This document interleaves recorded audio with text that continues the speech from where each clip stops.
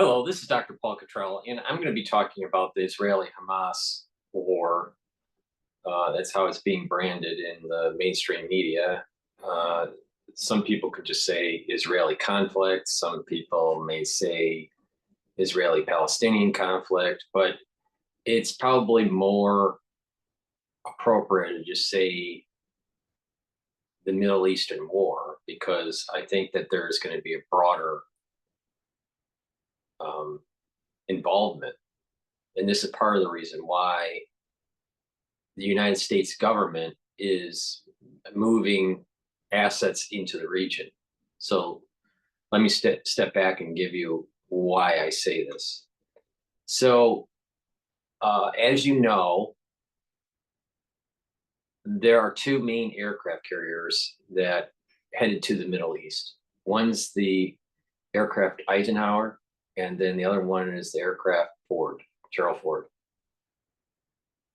They would provide the air support if the Northern Front becomes too involved. So if attacks were coming from Lebanon, or if attacks were coming from Iran, I think the United States would get involved in terms of air support. I think the Israeli Air Force is well equipped to be able to carpet bomb the Gaza Strip. Most of the munitions are either coming from the sea. The Israeli Navy is shooting rockets into Gaza, and the Air Force can target, using smart bombs, target certain buildings. Now, I'm recording this on, what's today? October 17th. Now, the United States president is going to be arriving in Israel on Wednesday, is what has been broadcasted. The Israeli military is starting to amass in the southern front. So this is the Gaza Strip front. They're also moving some of their tanks, armament, and infantry in the northern front. But majority of the movement of these of the Israeli military, the IDF, is in the southern front. It's more focused on the southern front.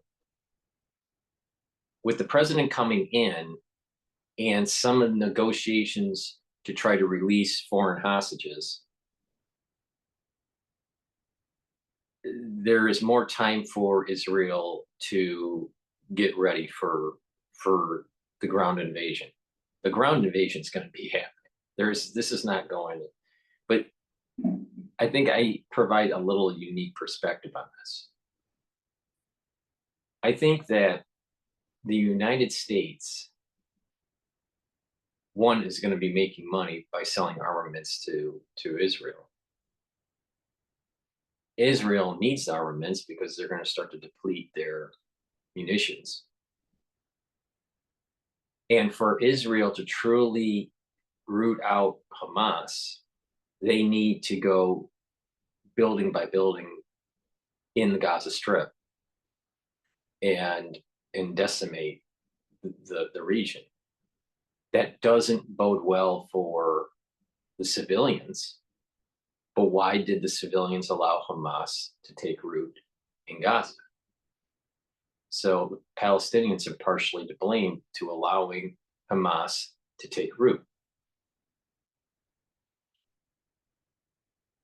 Now, as the president comes in, and Blinken, has already, had discussions in Israel, there is this, we're with you, The United States is saying, we're with you, Israel. You have the right to defend your nation, but behind the scenes, they are trying to tie the hands of Israel and how they're going to fight terrorism from the Gaza Strip and potentially from the northern front with Hezbollah. So you have Hamas in the southern and you have Hezbollah in the northern. This cannot be managed through this liberal idea that oh, they just threw rockets, knock out some of the rocket bases and go back to to no armed conflict. This is bigger. This is different. And so the United States, if it's going to continue on the path of trying to tie the Israeli hands behind their back as they are trying to root out Hamas, the terror will spread around the world. And it's not, you can't look at this from a logical point of view. This is a biblical, metaphysical thing that's going on. So if you try to logically manage this, socially manage this, and try to have a soft landing, that's not going to happen with this. There are moments in time where if you do not kill the enemy, absolutely, then worse things will happen. And this has been known in contemporary history, and this has been known in biblical history for a long, long time. So I think that the United States helping Israel in terms of rearmament and providing air support if Iran starts getting involved in the northern front, I think is wise. What is not wise is putting constraints on Israel. Now, Netanyahu, if he wins this in a few months, this ground assault is probably not going to be days. It's going to be measured in months.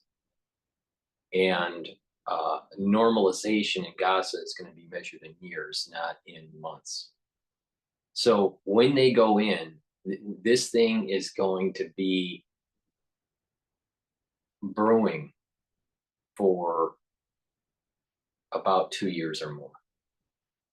The faster they take out the terrorists in the northern and the southern front, the faster normalization will take place. At best, 2 years. It's possible that this thing won't go normalized until 20 years, depending on how far Israel goes. If Israel goes all the way and roots it all out, then the normalization will take place quicker. I have the standpoint that the Israeli borders, biblical borders, have to be reestablished because of the Temple Mount to be rebuilt. I do not come from the perspective that the Palestinians have the birthright to Israel proper. Now, it is possible that the Palestinians end up being amalgamated into the state of Israel,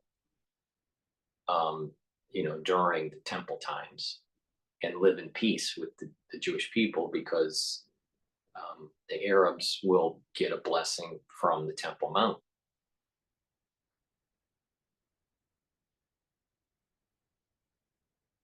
But I think that the way things are going to go, there's going to be strife, and that a total expulsion is going to be in order. That means expulsion out of the West Bank, and that means also in Gaza. It's probably also taking the Sinai, the Sinai Peninsula back. There's these borders that Israel, it's the borders of Israel biblically and what was promised is not what Israel is right now. It's much, what's biblically is much larger in relative terms. I mean, in compared to the Islamic world, you know, the Islamic world, their territory is much larger than the original borders of Israel. So Israel still will be a small country within a a larger region. But that's coming from a biblical perspective. It's it's biased, but I don't believe in the context that we're with Israel that you can use a Westphalian construct. This idea that you had solidified borders and that if someone breaks that constituted border, then there is some sort of international outcry. There is only one nation, on earth that, has been destined to build another temple, and that is Israel. I mean, this is a biblical issue. This is not, we're not talking about, you know, border disputes in Ukraine, right? And Crimea and all this. That's different. This is at a much higher level. This is a much deeper level.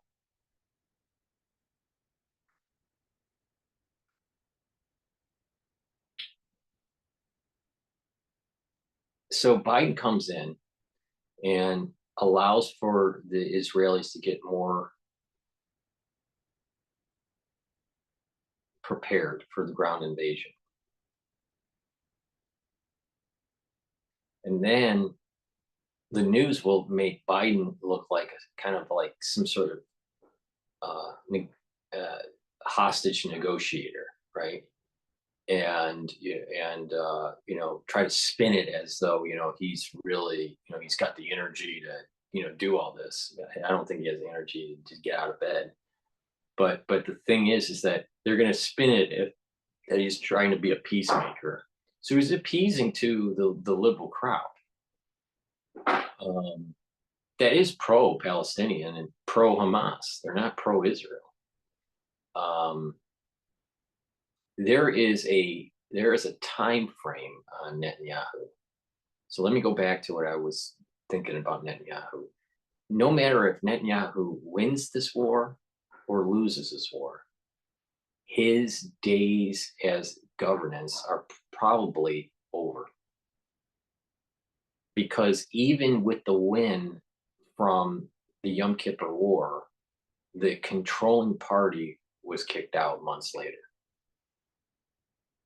And because of all the corruption and all the strife that's going on, Netanyahu is probably on his the last, at the very end of the rope, right? The very end of the rope on his political career. Assuming that the one data point that we have with the Yom Kippur War and how the Israeli government changed happens again with this.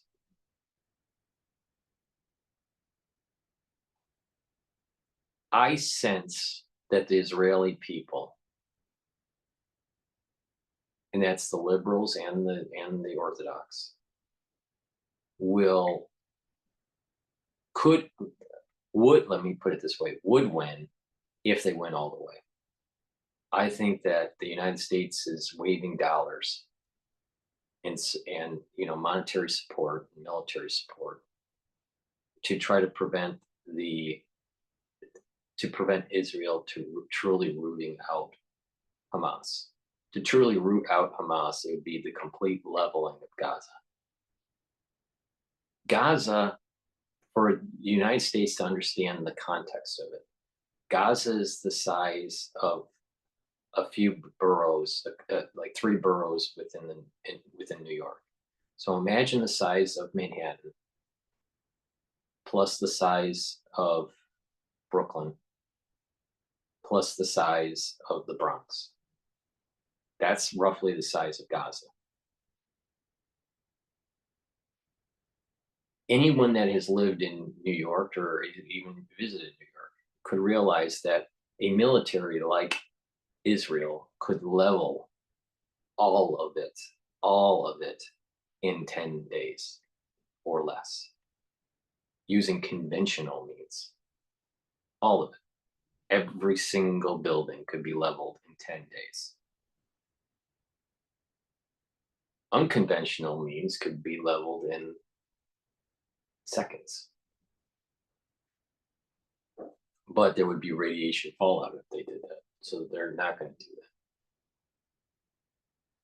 They may use unconventional means in Iran, especially if you look at the trade winds, that the trade winds, if Iran used nuclear weapons, most likely the trade winds, Iran would get nuclear fallout. So would Saudi Arabia and Jordan. But if Israel hit Iran, the nuclear fallout would be far less on Israel. So there's a tactical advantage for nuclear weapons against launching onto Iran than Iran using. So, thinking about trade winds, and this is something that Chris Hunter and I looked at about the trade winds if tactical nukes were used in the European theater with Ukraine and Russia. So a European nukes being used by Russia would only hurt Moscow. There's actually a tactical advantage of the Europeans attacking Russia in terms of nuclear fallout. But there are these moments in time within the trade winds and the weather where it does kind of come back and there are a few days out of the month where it comes back and kind of rolls back onto the European states, but those are few. If you target it right, if you time it right, you minimize the fallout in the European theater. So, about 90 days out of the month, the Europeans are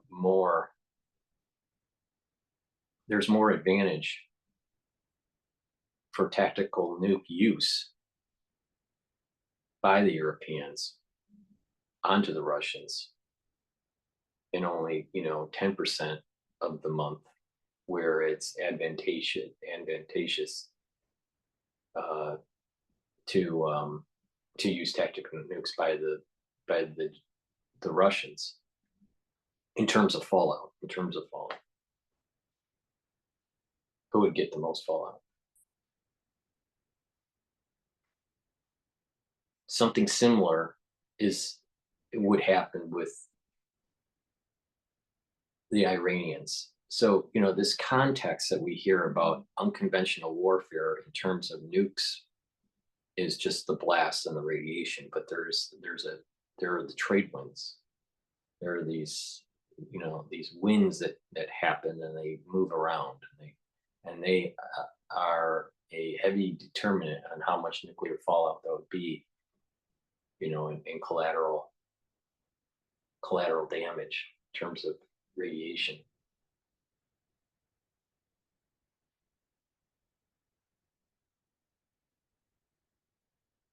So Biden comes in and he's slowing down the Israelis' advancement, but at the same time, it's allowing them to amass troops in the southern front and the northern front.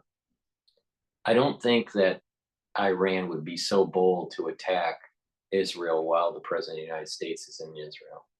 They might, but I doubt it. The striker force, the strike group that arrived, will obviously provide air support for, as the president is going into Israel and when he is in Israel, there's going to be support. So the chances of something happening when Biden is there, I think is low. And if there was any any hint that something was going to happen, I think the United States would hit. Now, this, if that does happen, that may bring in the United States, into a more aggressive posture in the Middle East and be more aligned with Israel.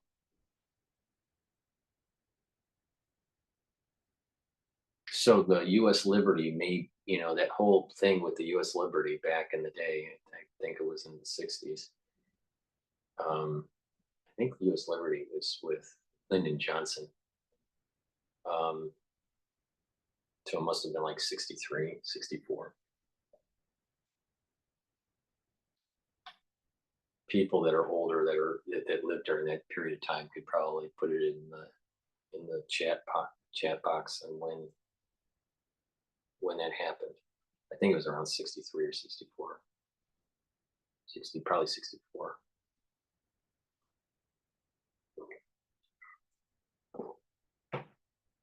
I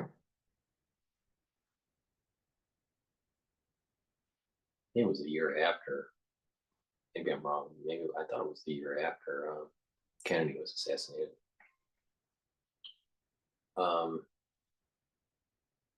I may be mixing the Liberty with the Gulf of Tonkin, which was more Vietnam related. But I'm pretty sure the Liberty was tied with Johnson. I don't think it was tied with Nixon.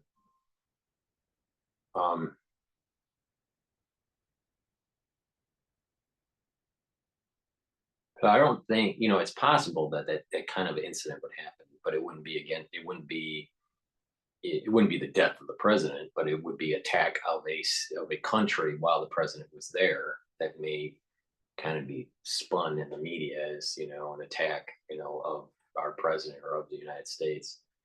So beware of that. But I think that's low probability. But what's more concerning is that you have the liberals out there that are pushing for some sort of peace agreement. Well, Hamas hasn't been fully rooted out, and so if you abort the operation here, the military operation, then Hamas will reconstitute and it'll only get worse. I view this situation with the Palestinians and with Hamas as like a cancer. And if you just let the cancer keep on growing, it's going to have more chance of metastasizing. Now, these organizations like Hamas, Hezbollah, and Iran proper have already stated that this is not going to be just regional. This is going to be more, worldwide jihad. Now, some of the policymakers and terrorist experts are saying that they're going to there is a concern that there's going to be terrorist activity that's going to be happening in Europe. A lot of immigrants that went to Europe over the last several months and the last couple of years are coming from Islamic countries. They do not want to assimilate into their new country, and there is this groundswell of hate of the country that they're in, and it's starting to show its head with their support with Hamas and their protests against of Israel. So the UK is seeing this problem. The Germans are seeing this problem. The Swedes are seeing this problem. I think also in Denmark. So and it's there's a high potential. I mean, we already have some concerns of certain types of people that have come across the border that we're watching. Our land is porous. Do we have sleeper cells? So it could activate this worldwide terror activation. That's very possible. That's very, very possible. Now, a good sign here is that in terms of the hostages, that there were about 199 uh, supposedly hostages. Many of them, I don't know how many, but many of them, not the majority, but many of them were foreign nationals. So some Germans, some Americans, some French, some British, right? So it seems as though Hamas wants to release those hostages under the condition that there is a safe, some sort of safe passage for exchange, for them to release these hostages. That might be a big, that may be in the works behind the scenes with Blinken and and the president coming in. I wouldn't be surprised that can you imagine what a sort of um, poll boost Biden would get if he had American hostages released when he's there, and they get on Air Force One or Air Force Two or whatever, and and or get transferred to the aircraft carriers, through helicopter, and are released while he's there. That would be a big, that would be a big voter boost or poll boost, I should say, for Biden. Say maybe maybe that's in the works. Again, that's lower probability, probably higher probability of that than the tactical nukes that that would go off in the region. But it's lower probability. Maybe tactical nukes I still think is around 10%, and probability of Biden being able to get the hostages out while he's there is probably only about 15%, maybe 20% chance. But there would probably be a big boost to Biden, um, the ones that are centrist and the ones that are leftists in the United States. But the reality is that Hamas has to be rooted out. Now I was listening to this rant. Now again, this is bias, and I would. There's two things I want to bring up. Mary. One is with John Hogue, and then the other is with this rabbi that I was listening to last night. Um,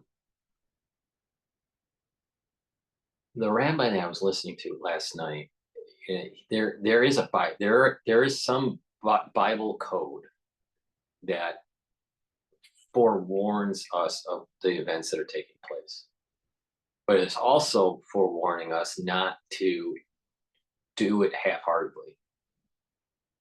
And and I would have to dive in to the details of like which passage links to which one. It's all using gematria, and basically a word, a phrase in the Torah has a certain numerical value, so a certain verse, and taking that same numerical value and using a computer and looking at the texts that have a verse that has the same numerical value and see if there's a link.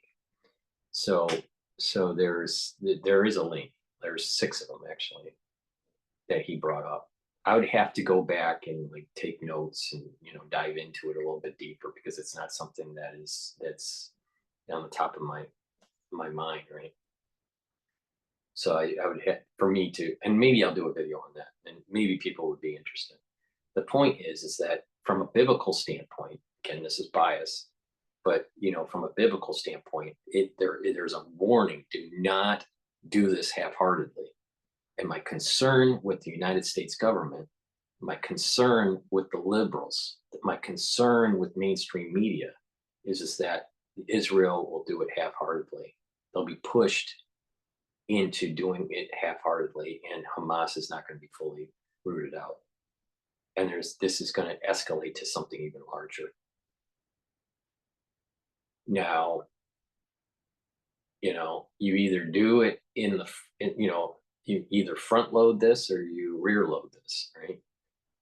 the bottom line is that the temple's going to be rebuilt, and it's less pain for everybody if you do the job right the first time.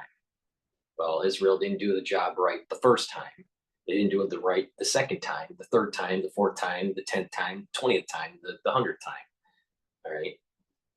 And it's getting worse every time there is another iteration. So it's time to do it the proper way. Now, I think what's happening because of the whole alignment of, certain things during the holidays that I've already explained, that the countries that support Israel will not be as let me rephrase this. All peoples of the world are at fault. All peoples of the world are going to feel retribution. The degree of the retribution is going to be different for different people at the societal level and at the personal level, depending on what kind of person you are.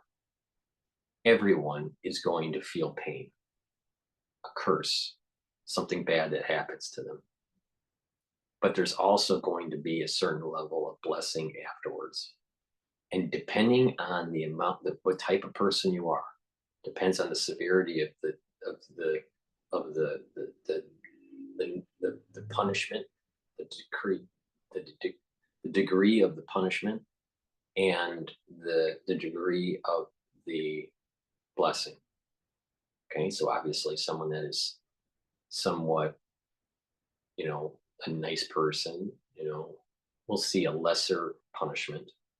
Everyone's going to be punished, but a lesser punishment, but more of a blessing. While you take the other side of the spectrum, people that were very, barbaric will get a severe punishment and very little blessing. Right. And the ones that are in the middle, they'll get a curse and a blessing, and it kind of evens out. But you get this idea that there's a spectrum, but everyone's going to be somewhat affected by this because of their certain actions and certain inactions. And at a societal level, at countries have personalities. Countries have certain attributes that give them strength and give them weakness. In the business world, we would say a SWOT analysis, right? But there are these attributes, okay? And biblically, there are 70 nations. Now, there are subsets of these nations that are spin-offs that make up all the nations of the world. We have more than 70 nations, but 70 main nations, and there are subsets of those nations to add up to all the nations of the world. I don't know how many nations that we have, countries that we have. I don't know, maybe 200, 187. I don't know what the number is. More than 70, but there are 70 main ones, and then they branch off. Right? 35 of them are from Esau, and 35 of them are from Ishmael. These are the 70 nations of the world that are not affiliated with Israel. Okay. Now, what is interesting is that the composition of how much you have of Ishmael or how much you have of Esau is different for each nation. Okay. So it gets a little complicated. So you have Esau, and you have the 35 nations. You have Ishmael, the other 35 nations. And there is an attribute that is unique to Ishmael, and there is an attribute that's unique to Esau.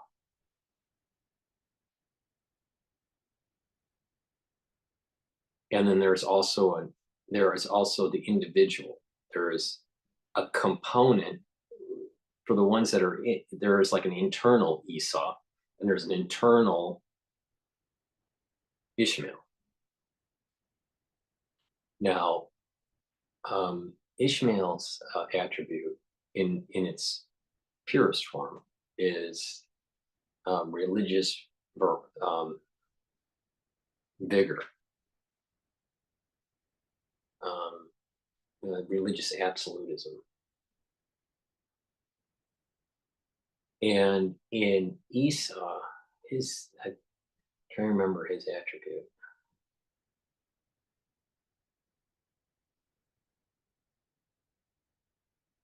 His attribute is more hedonistic.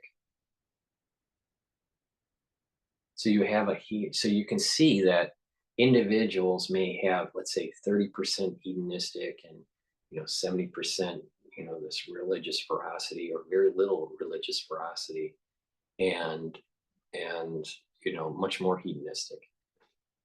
Probably in America, a big part of the population falls more in hedonism than, and so we have attributes of Esau. All right. So there are individuals that have these different percentage, but there are at the countrywide level, there are these different percentages. So you kind of have to keep that in mind while we're, going through these tumultuous times. And, we are so used to pushing out religion or pushing out, quote, God or a higher power in our lives. And there is this, there's this liberal mentality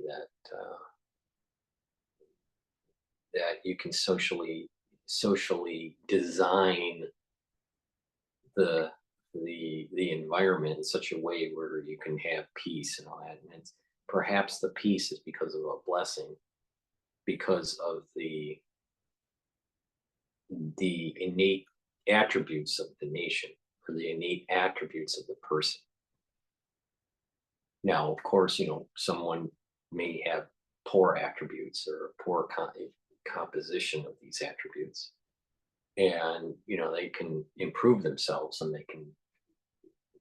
there is this kind of like ability to kind of self-correct. But we're dealing with nations. The point I'm making is we're dealing with nations that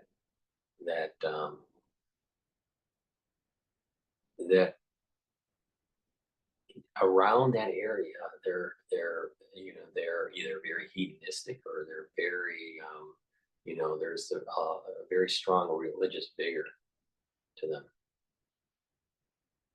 and it's a dangerous composition. And the longer that we don't root out this terror, this cancer, the worse it's going to get.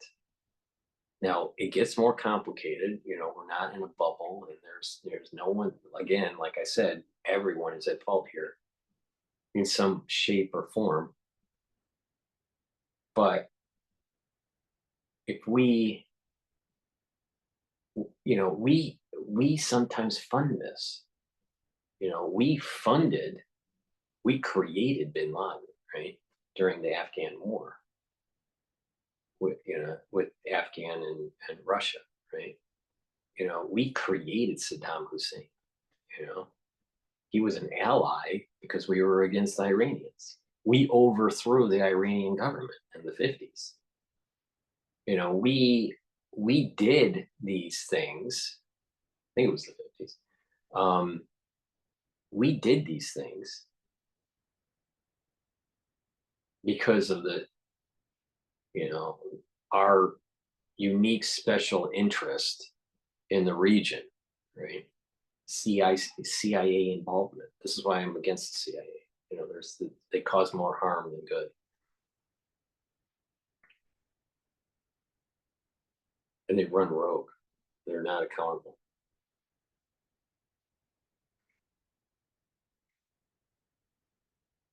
So, we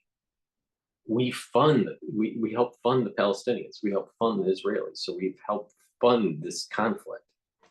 We have funded Iran. So we are complicit in this kind of environment too. through the funding mechanism. But we're also complicit because we don't allow Israel to fully engage and root out the evil. So I think that if we continue on this road of trying to socially engineer this, um, and not allow Israel to do what they need to do to root out terror, um, and to root out terror, then I think we're going to be receiving a little bit more of the punishment than what was originally thought that we would get. I find it funny to see these Americans that think that they can be isolationists in this case. Not every, I again, I don't think that America should be having never-ending wars, but there are certain things that you need to engage in, and there are certain things you can't. And then absolute, um, you know, uh, isolationist policy is not going to work in this case. But it's funny to see this. I saw this one guy talking and he was going, he's for his family, he's for God, and he's for his community and his country. And he doesn't care about what's going on in the Middle East. And what happens when the metastasis happens? What happens when you actually see it, in your community or your, your family and your religion, whatever, probably evangelical this person was. But I don't know, but it most likely evangelical. Um, you don't know and how that kind of isolationist policy may lead to actually the watering down of your religion or the watering down of your society. How this kind of an isolationist probably is not a liberal, right? He didn't have kind of the liberal mindset. He was more of a very conservative isolationist Yahoo flyover country kind of guy, right? um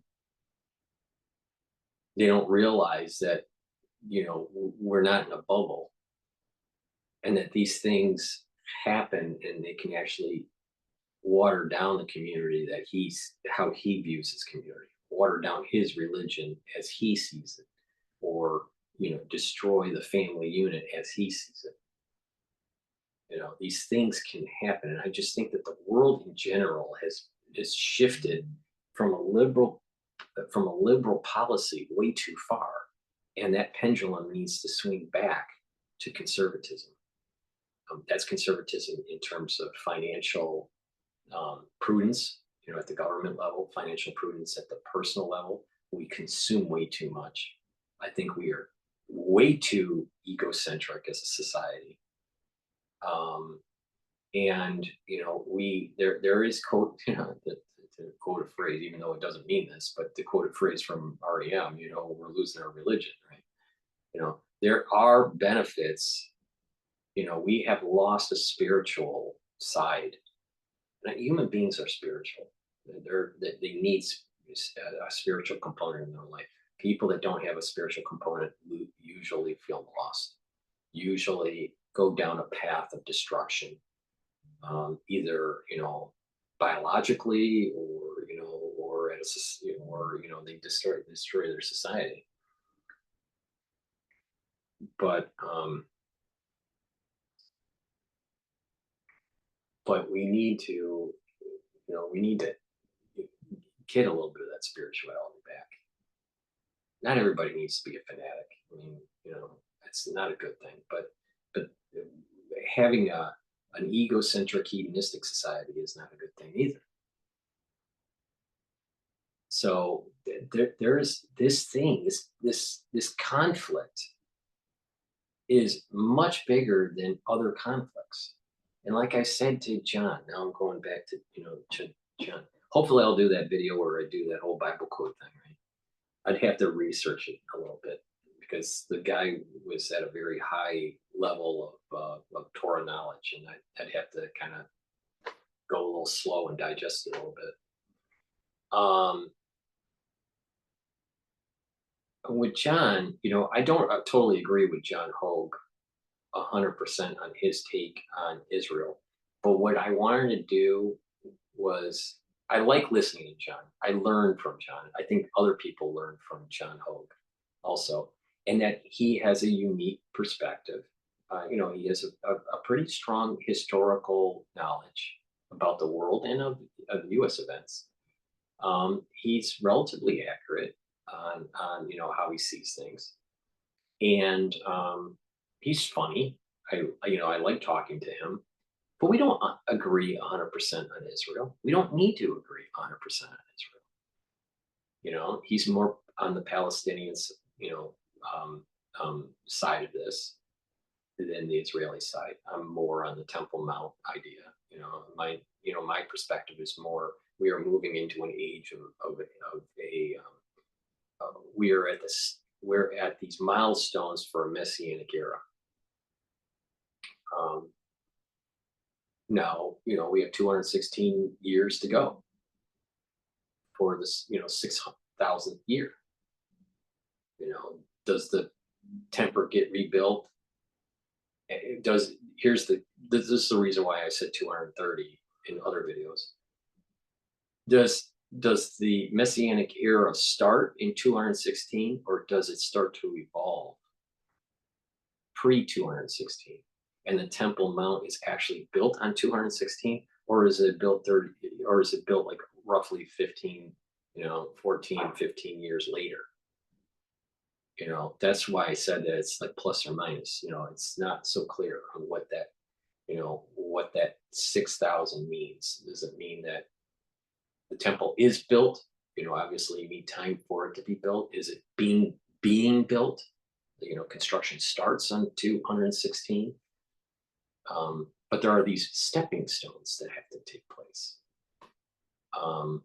And it may take 216 for the embryo to develop into the fetus that develops into the baby that gets born 216 years from now.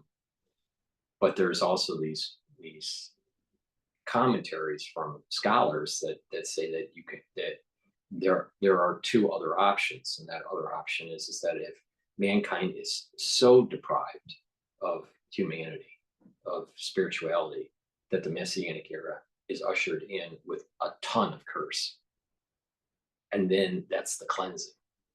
Or if there are enough people that have observance of Torah, and the societies are not so hedonistic and egotistic, then there is a messianic era that happens that is coming from a more peaceful. So it can be ushered in peacefully through our doing. It could be ushered in violently through our doing, or there's the default of the 6,000th year, which is around 216 years from now.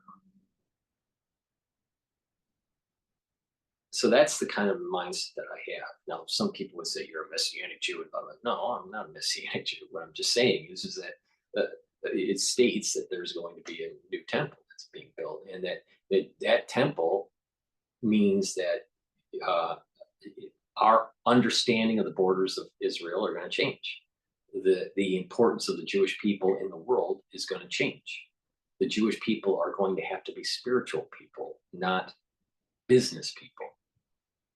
And the nations of the world, the 70 nations of the world, and their composites, their subsets, will, if they want the blessing, will need to do the peace offerings. I think it's annual to get it, and that so there's going to be a high level of spirituality for 1,000 years. That's what's been written.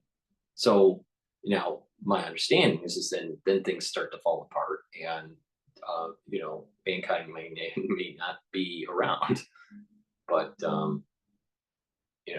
that's left for debate. Um, but we're going into a new era. That's what I'm seeing. And this Westphalian liberal mindset of socially soft landing this, it's just not going to work. It's not going to work. So we'll see. But I'm concerned that if the United States keeps on tying the hands of Israel, then there's going to be more metastasizing of terrorism, not just in that region, but in the world. And the sooner that the Palestinians realize you can govern yourselves without terrorists, it'll be more peaceful. And if you show that you can have a peaceful society, you may be brought in to the state of Israel.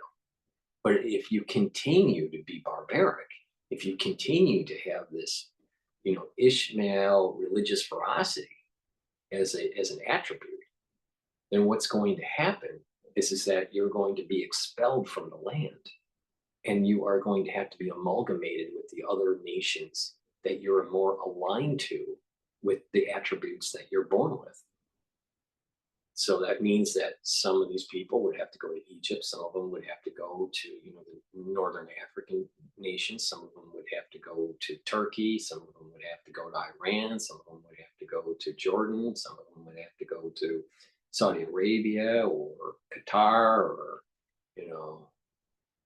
United Emirates or whatever, Yemen, so they would have to, and then things would equalize. So really, the choice is theirs. Do you want to live in peace, or do you want to be expelled physically and spiritually? So that's the context that I have. Now, John Hope doesn't agree with me on that. It's okay. I can still learn something from John Hope. And same thing, people that are for the Palestinians, or view Israel in a more negative light in this context, or in a lot of contexts, could still learn something from me. See, the way we're going to get through this is through understanding, and through the understanding that it's like seeing a patient that needs to go into surgery. All right. They haven't gone into surgery yet, but they need to go into surgery, and they got a big problem. And the only way to fix it is to actually cause damage, cut tissue, remove things. All right. And you explain it to them. They understand it at an intellectual level of what they need to have done. But it doesn't really it doesn't really hit home in their heart until they're actually being prepped for surgery, and they're going through the surgery, and then all the complications after the surgery. Sometimes complications of surgery are benign, some of them kind of get major. This is similar. Intellectually, we can, talk about how we can understand each other, and why we are at the place we're at from a biblical standpoint, or from a geopolitical standpoint, from a military standpoint. But it doesn't hit the heart until you actually do the surgery. And that surgical procedure is the rooting out, the cutting of the terrorism and the hedonism of the world. This is not, I mean, it's emblematic, and it's very raw, and it has a lot of energy in that region. But it's a representation of a larger problem in the world, within ourselves and within the societies we live in. So, we can all learn from each other. but the surgery still has to happen. And I think that in mainstream, it's going to be too, you're for Israel or you're, against Israel. And as over time, the mainstream media is going to turn more and more because they love carnage. They get eyeballs with carnage. They're going to be more and more for the Palestinians and Hamas and less for Israel. Um, and there's this divine judgment that's taking place. Evil has to be rooted out, but it's not easy. And it would be better if the Palestinians say, "Hey, we don't want Hamas. We need your help, Israel. We'll work together to get Hamas out of here." But that's not what's going on. A big part of their society wants Hamas. That's a reality. Um, Not so easy. But that's the reason why I think it's important that that you have people on your show, or if you have a channel or whatever, that you don't just bring on people that you agree with and you just nod your head or put your 2 cents in. But you also have people you disagree with and give them the floor, the courtesy to talk. You don't have to completely agree, and you don't use the platform to try to belittle them. Some people they'll bring on someone if they disagree, and they start shouting at each other or whatever, instead of being cordial. And that's the ones that do that are egotistic. If they bring them on their show and do something like that, that is a very egotistic kind of thing. For example, um, there's aspects of this the influenza theory, right? There's no sequence that we know of, but um, you know, having having people on, um, like John Cullen, where I could learn something from him was important, and that the audience could learn something. And yes, from my clinical experience, I said this is what I saw, and this is what what seems logical from a medical standpoint, um, which may be against with what he's saying, but that's a conversation. It's not to belittle an individual. That's And I think there are too many channels out there that are trying to create this kind of belittling. It's us versus them. And they're like absolutists. Well, these absolutists are coming from the attribute of Ishmael, even though they're not Muslim. They're coming from an attribute of Ishmael. This kind of religious vigor, this absolutism, that if you don't follow the edicts that I think you should follow, if you don't talk about the things that I think you should focus on, then therefore you must be evil. Attribute of Ishmael. So, and of course it's not absolute. There's a little bit of this and a little bit of that, in the attributes of that individual. I'm talking in generic terms. But the reality of the situation is that we need to learn from the other side and not yell. The problem what we saw with Alan Dershowitz and Cornel West with Hannity was that they yelled at each other through the whole thing. Now, the less intellectual like it and think it's all funny and all, it's just big game. The ones that are more deeper in thinking and more spiritual will see that this is just a shouting match, and this is emblematic of where we are in society, where it's just noise, and that there's very little really good content that's being spoken that you can learn from, which is a shame, because you have two very learned individuals that have a contribution to discuss, at the table, but all it is just one gigantic yelling match. And that is what's happening on social media. It's these camps, us versus them. We can't talk to someone that that you know that has a different point of view. And it's you see this especially in the Palestinian and Israeli conflict. You know, I respect John Hogue, and I like listening to him. I think he's funny, and I just like his personality. He's a warm person. Deep down inside, he's a very warm soul, good soul. Um, um, but I don't totally agree with his stance on Israel. I don't need to, and I can learn from him. That's the thing. I think the big point in this part of the video to take is that you can learn from people that you disagree with. You can learn from that because there are things in there that their perspective that is rational and you can learn from and you can bring it into your thinking. But this is not some sort of conversion. you know Try to convert. If you listen to like really ultra liberals, they're always trying to convert you, right?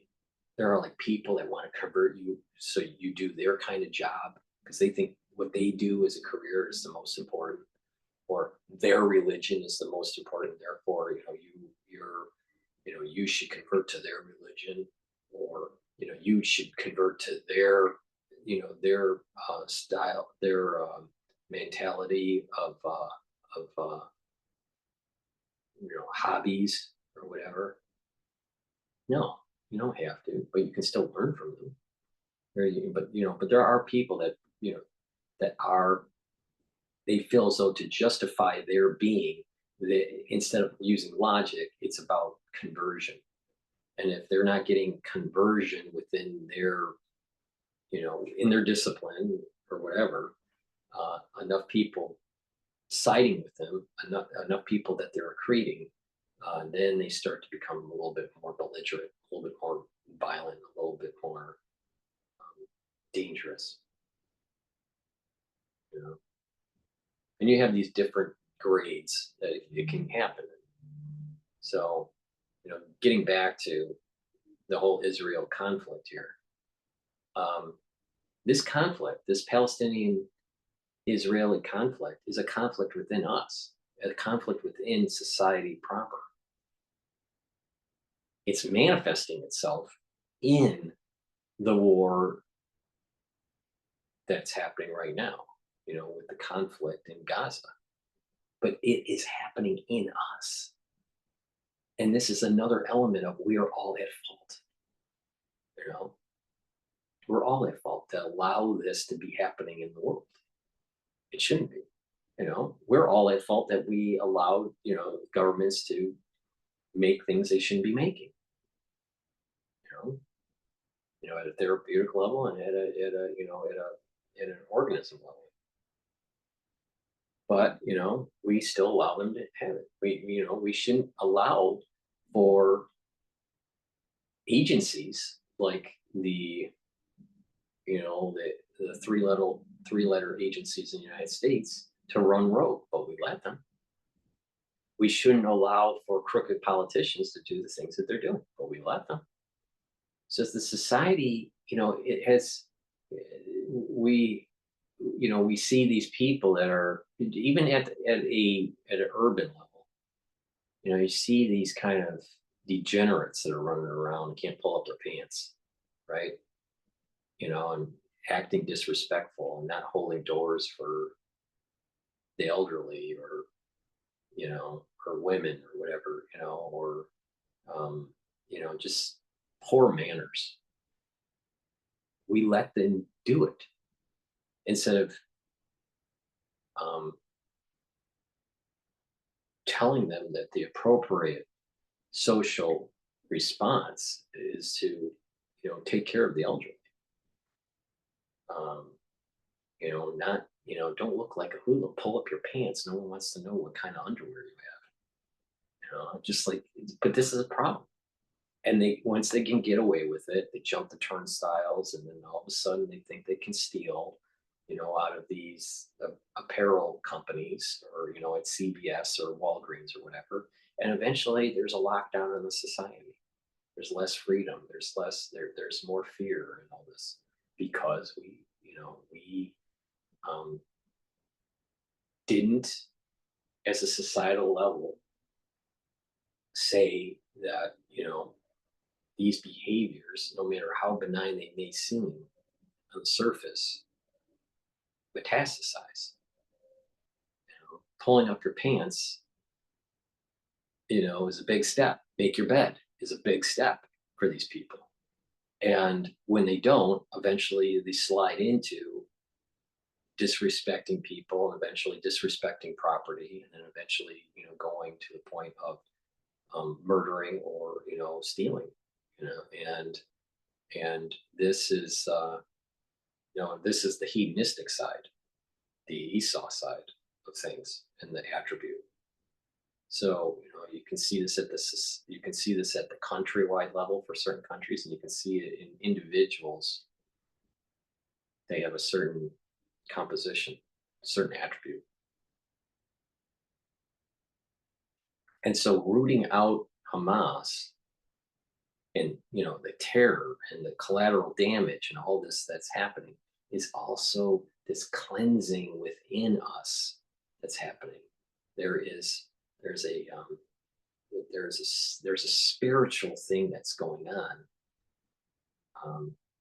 Probably priests and Buddhists and rabbis and imams and all that could probably articulate it way better than I can. But I just there is this physical war that we see on BBC or CNN, but there's also an internal war that's happening in all of us, and we're all at fault. And we all can, we could all, in theory, ask for forgiveness from God, and if we all did it on the same time, and we meant it, this world would be a lot more peaceful. It'll never happen because we have religious fervor, we have hedonistic tendencies, and therefore we lose the opportunity each and every day. So that's my take on what's going on. I think that Biden's trip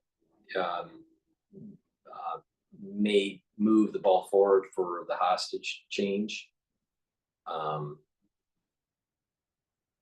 Hamas is probably scrambling to dig in. They use it as an opportunity to buy some time. And Israelis are starting to amass troops. And I think that once Israel says they're going in, which will be shortly after Biden leaves, I doubt them going in while he's there. But shortly after he leaves, it's going to be all hell is going to break loose in Gaza. There's going to be a lot of carnage. If you really want to root out Hamas and absolutely destroy their infrastructure, their ability to raise terror, their governance, their leadership, everything, totally destroy it, Gaza has to be destroyed too. Because what happens is you have an undifferentiated tumor in the tissue of Gaza. And when it's undifferentiated and it's amalgamated and it's diffused in that tissue, you gotta cut it all out. You can't target it. So it's gonna be bloody, and it's gonna cause havoc in certain markets, especially the oil market, and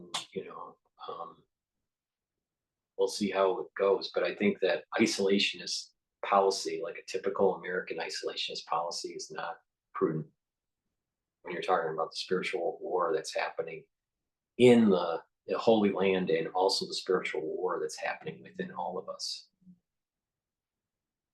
So that's my take on the October 17th news for Israel. Please subscribe to all my channels. I have 3 YouTube channels. The links are in the description of this video and all my videos. Also, please subscribe to Brighteon, Bitchute, and Rumble.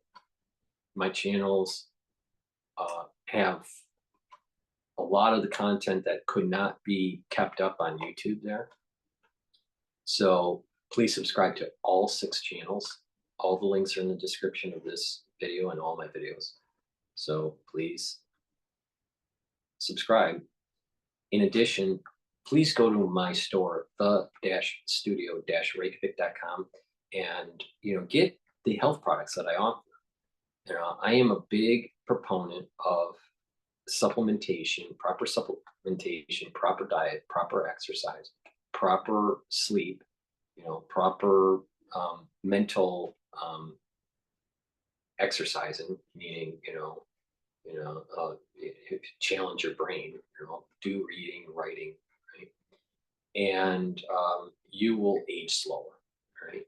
It's when you don't do these things, your body starts to atrophy and you start to wither away, and your constitution isn't up to par where it should be.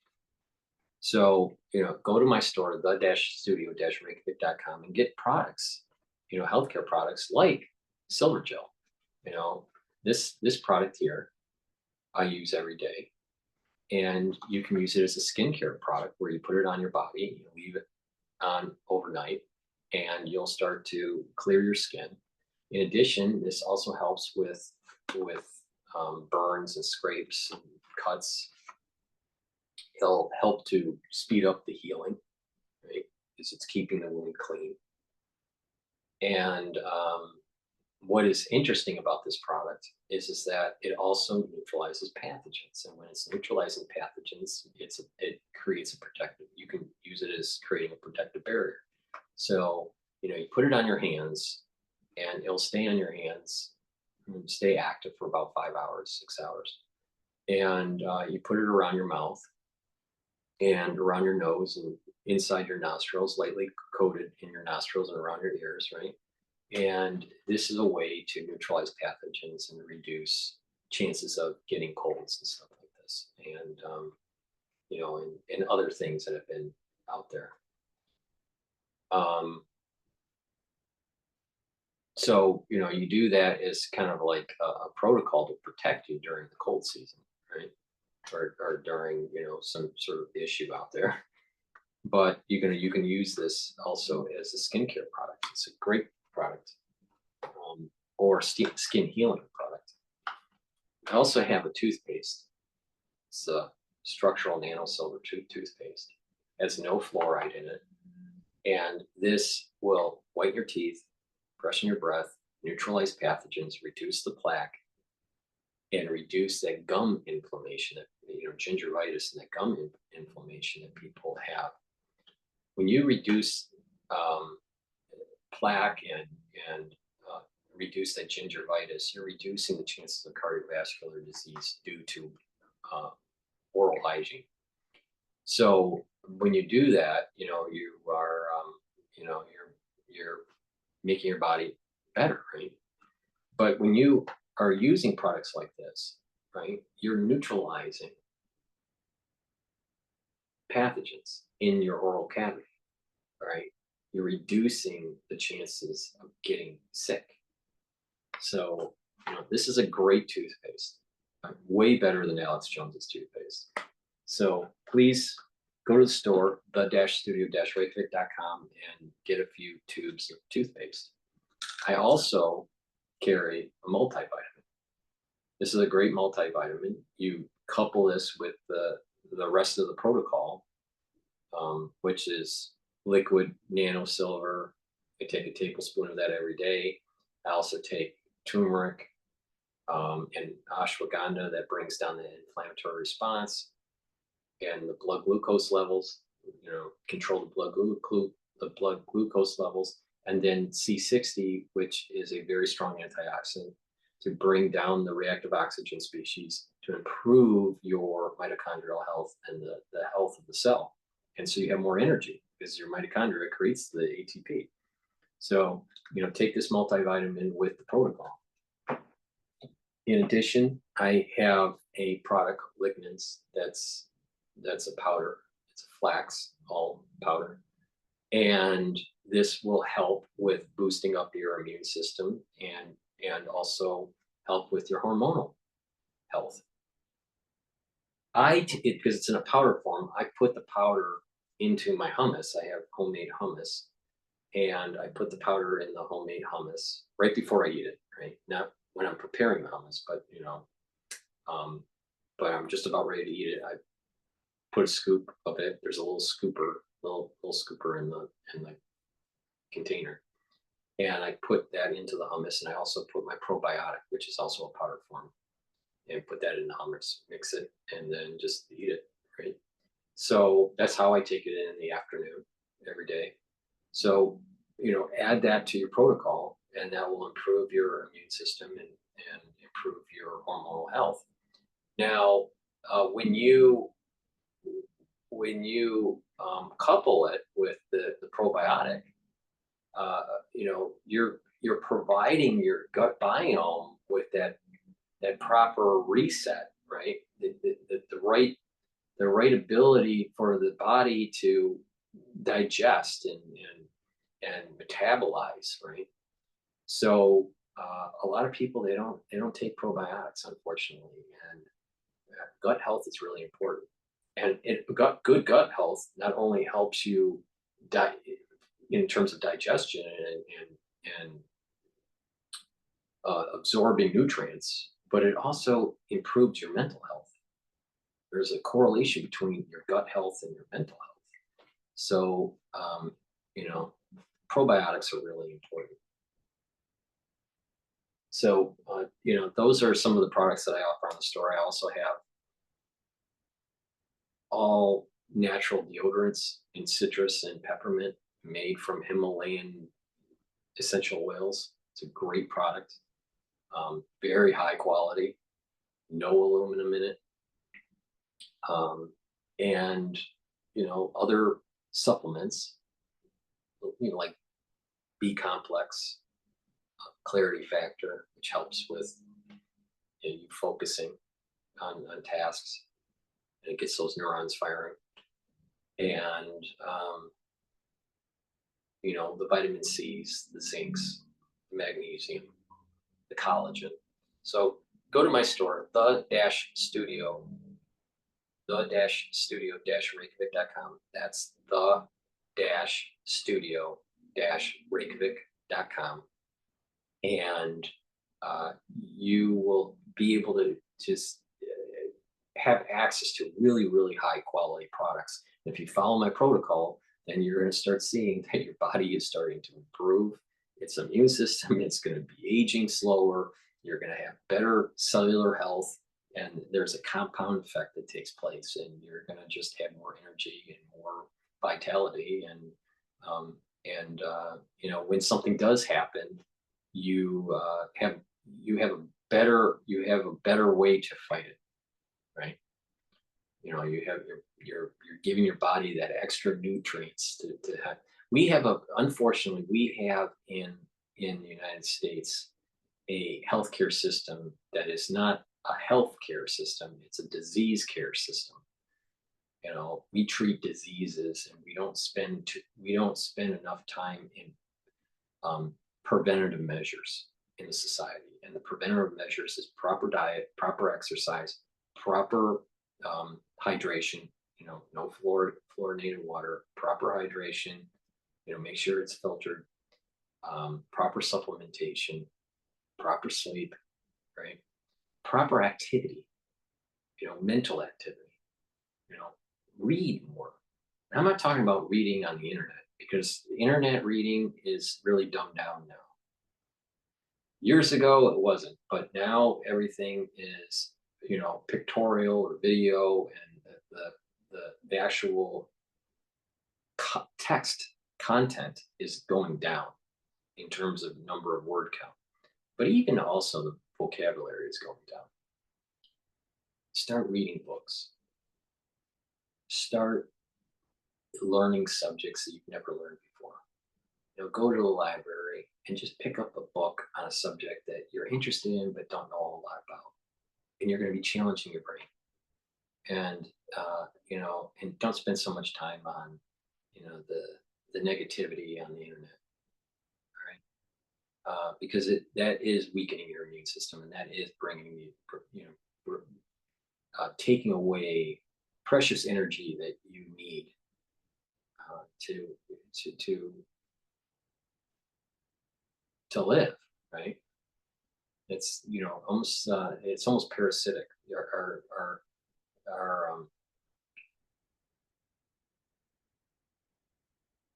Our modern day of life is parasitic to our energy. It's sucking the energy away from us, right? It's taking our energy. So, challenge your brain, right? Just as much as you have to do a little bit of resistance training, a little bit of cardio, right? And you're gonna fare better. You're gonna fare better. You're gonna notice that you're gonna have that vitality. Don't just sit and just, and do nothing. But take my advice, follow the protocol, go to the store, the-studio-reykjavik.com. That's the-studio-reykjavik.com. The link is in the description of this video. And try out the products that I offer. You'd be amazed and you'll be very happy that you did. And if you follow it on a regular basis, you're going to have that compounding effect of the protocol. So please go to the store, the-studio-reykjavik.com. Please subscribe to my Patreon account. The description is in this video and all my videos. For a nominal fee, you can subscribe and help support my news coverage. Thank you for listening. Thank you for supporting me. And make sure, you can take charge of your health by preventative measures. And preventative measures means proper diet, proper exercise, proper supplementation, proper sleep, and proper mental challenging. Read more, write, talk to people. Don't go in and get into an argument like Alan Dershowitz and Cornel West. But, just challenge yourself, because most people, they don't learn things that they've never learned before. And when you do, you're actually configuring your brain differently. Thank you for listening, and have a nice day.